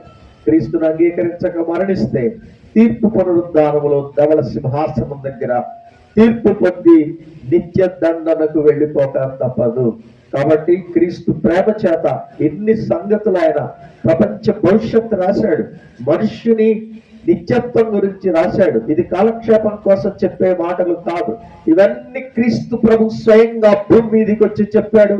మనుషులందరి ముందు ఆయన మరణించి తిరిగి లేచాడు. కాబట్టి క్రీస్తును అంగీకరించండి, పాప క్షమాపణ పొందండి, మరణములో నుండి జీవములోకి దాటింపబడే ఈ గొప్ప కృపా భాగ్యమును పొందుకోవాలని ప్రభు యేసుక్రీస్తు నామమున ప్రేమతో మనవి చేస్తున్నాను. ప్రభువు మీ హృదయములను రక్షణతో విశ్వాసముతో స్థిరపరచునుగాక. ఆమేన్. ఈ మాటలు వింటున్న స్నేహితులు ఎవరైనా యేసుక్రీస్తు ప్రభువుని రక్షకునిగా అంగీకరించడానికి ప్రేరేపణ గలవారు దయచేసి ఈ సమయంలోనే ప్రభువుకి మీ హృదయాలు అప్పగించండి. ప్రభు యొక్క పాప క్షమాపణ పొందండి, ఆత్మరక్షణ పొందండి. ప్రభు రాకడ కొరకు సాక్షులుగా జీవించాలని ప్రభు నామన ప్రేమతో మనవి చేస్తున్నాను. ఈ కూడిక ముగిసిన తర్వాత ఎవరైనా ప్రేరణ కలిగి ఉంటే వచ్చి మమ్మల్ని కలుసుకోండి. మీకు దేవుని మాటలతో ఆదరణ కలిగించి ప్రార్థన చేసి పంపిస్తాం.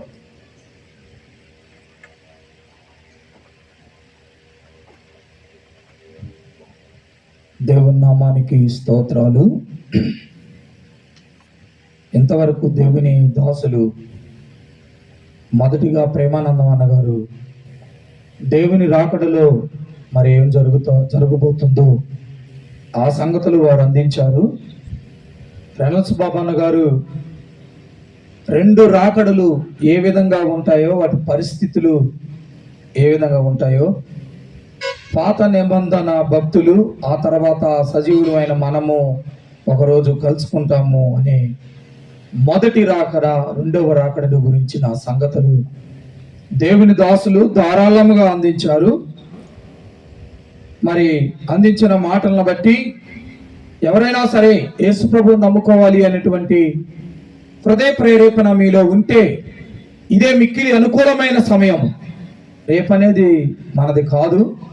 కాబట్టి మరి ఎవరైనా ప్రభు నమ్ముకోవాలనే ఆశ ఉంటే మీ కుడి హస్తములు ఎత్తి చూస్తే దేవుని దాసులు మీ కొరకు ప్రార్థన చేస్తారు, ప్రభులోకి మిమ్మల్ని నడిపిస్తారు.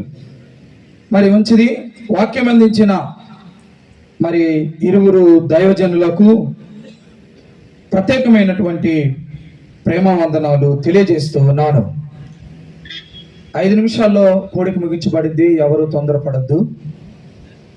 నేను వినుకొండ ఎన్ఎస్పి కాలనీ గ్రౌండ్లో మీటింగ్ పెట్టాలి అని ఫిబ్రవరి నెల 19వ తారీఖు దైవజనులైనటువంటి ఐజక్ అన్న వారితో నేను షేర్ చేసుకున్నప్పుడు దైవజనులు ఆ రోజు ఒక మాట అన్నారు, అయ్యా గ్రౌండ్ మీటింగ్ అంటే చిన్న సంగతి కాదు, 2 పిల్లలు చదువుతున్నారు, ఖర్చుతో కూడినటువంటి పని, ఎందుకు ఇంత పెద్ద పనికి పూనుకున్నావు అని చెప్పి ఆ రోజు అన్నారు. చెప్పినప్పుడు ఈ విషయం నాకేమీ అర్థం కాలేదు, మీటింగే కదా అనుకున్నాను. ఎందుకంటే పెద్దవారు గనక వారికి ఎన్నో అనుభవాలు ఉంటాయి గనక దీని వెనక ఎన్నో కష్టాలు, ఇరుకులు, ఇబ్బందులు, ఆర్థిక పరమైనటువంటి సమస్యలు ఉంటాయి. కాబట్టి ఆ రోజు అన్నారు. అవన్నీ నాకేమీ అర్థం కాలేదు. నాలో ఉన్న ఉద్రేకం ఒకటే, వినుకొండ పట్టణంలో 3 సంఘాలు, ఒకరు వజ్రగిరి జోసఫ్ గారు కొన్ని ప్రాంతాల్లో వారు పరిచర్య చేశారు, ఒకరు జన్నుపోగు జాకోబ్ గారు కొన్ని ప్రాంతాల్లో వారు పరిచర్య చేశారు. ఆ తర్వాత ఇంద్రనగర్ స్థానిక సంఘం రాజారావు గారు, అలాగే రెనల్స్ బాబన్న గారు ఈ ప్రాంతంలో అనేక సంఘాలలో వారు దేవుని యొక్క వాక్యాన్ని మరి చాటి చెప్పి ప్రకటించి ఇందిరానగరంలో ఉన్న బేతేల్ క్రిస్టియన్ అసెంబ్లీ ద్వారానే వెల్లటూరు సంఘం స్థాపించబడింది.